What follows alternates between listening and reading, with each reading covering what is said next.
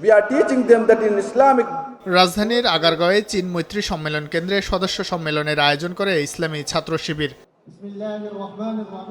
ছাত্র শিবির সভাপতি জাহিদুল ইসলামের স্বাগত বক্তব্যে শুরু হয় আনুষ্ঠানিকতা।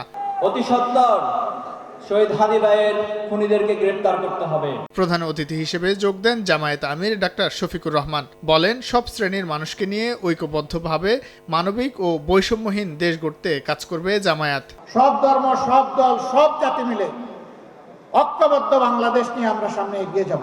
শুধু বাংলাদেশকে রাস্তা দেখাবে না, ইনশাআল্লাহ সেই বাংলাদেশ দুনিয়ার বহু দেশকে রাস্তা দেখাবে। আরো বলেন, জামায়াতের সঙ্গে আসতে হলে থাকতে হবে সংস্কারের পক্ষে। যারাই আমাদের সাথে আসবেন তাদের প্রতি আমাদের বার্তা স্পষ্ট।